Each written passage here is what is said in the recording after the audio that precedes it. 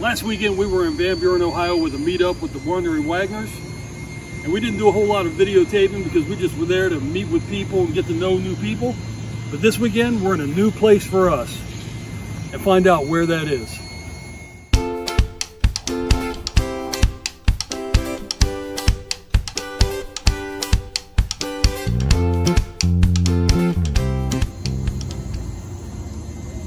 Hey guys, welcome around the campfire.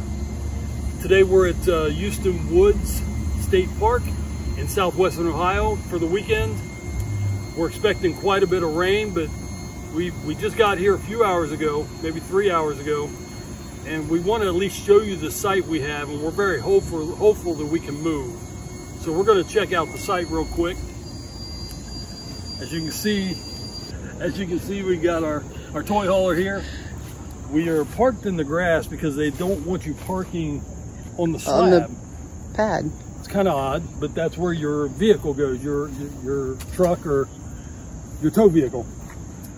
So we had to angle our truck or our camper in this site because if we can get a shot of... Well, even our electrical panel is way out of the way. Yeah, the electrical panel is way over here,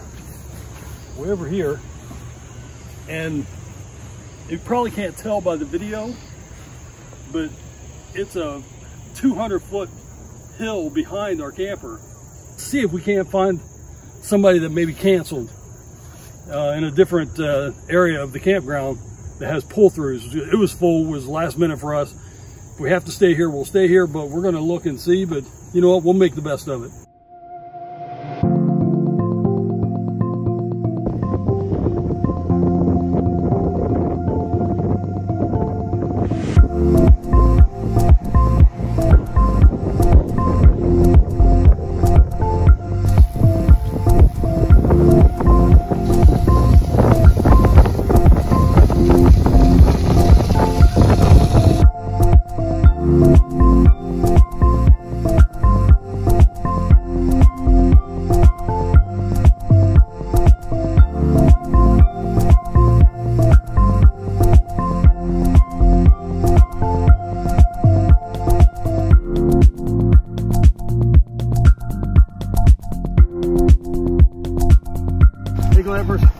We're out for an early morning bike ride. We're on Main Loop Road. We think it's 11, but they told us it was only 9. One thing we do know, it's got some hills. Oh yeah. But just want to say, hey, good morning. I'll talk at you later.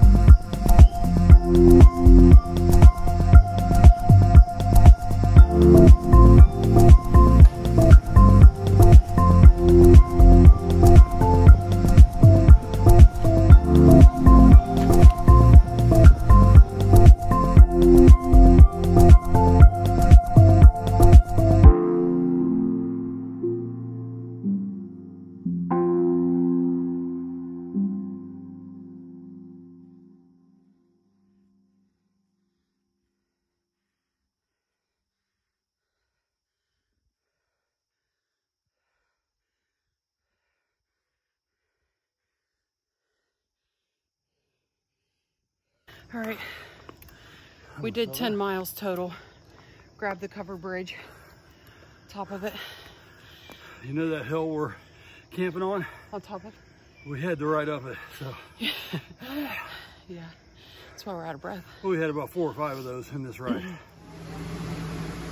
Hey guys, getting ready for cooking dinner here. And what you can see here is our dinner tonight. We're making foil packets. We've got some sausage in the back, some kielbasa, potatoes, corn, onion, and shrimp. We're using butter to line our foil packets with to help cook the potatoes a little better. And then we've got some salt, pepper, and garlic in the back. So we're going to start putting these together.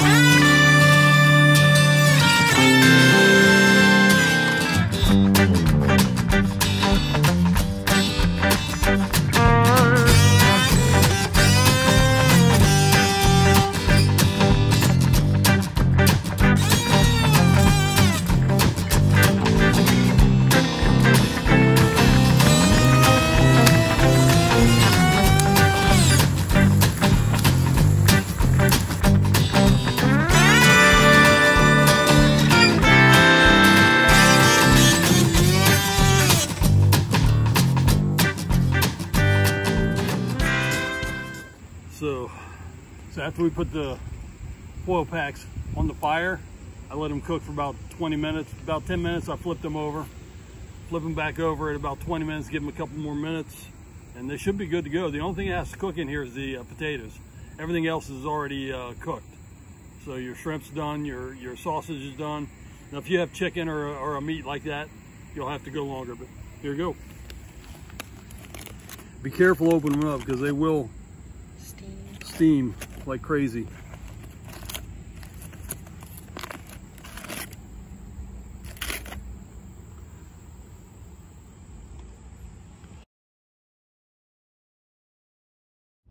Hey Glampers, so we are heading home.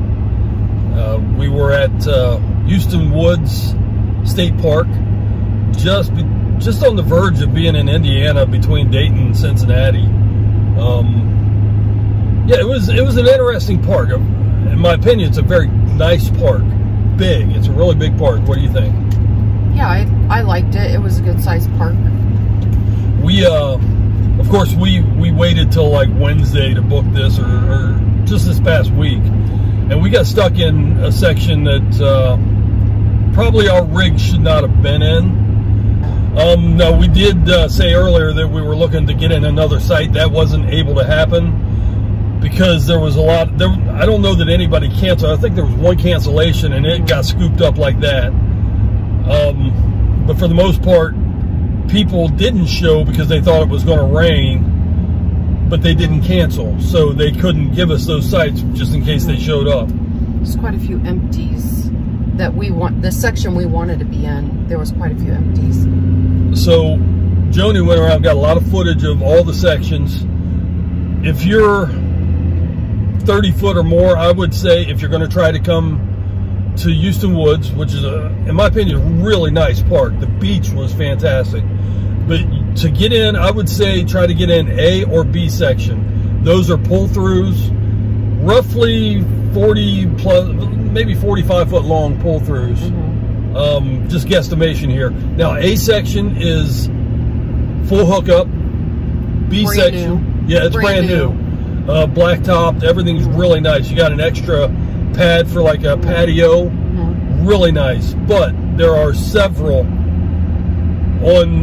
in the A section that halfway through the pad, your parking pad, it drops a good 5-6 feet, and just read the details on when you go to book, you can read the details on the site itself, like is it a gradual slope, is it a slight slope, is it a severe slope?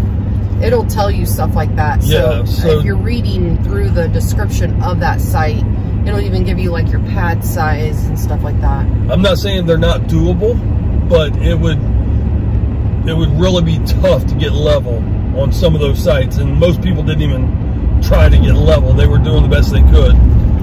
But just do your research on those sites. But I think it was only like 5 or 6, and they were on the ends of A. Anywhere in B, we would have been fine. Now C through G, like I said, 25 and less, you're okay. You can find some way to stay level and have a good time camping. Now, we had a great weekend.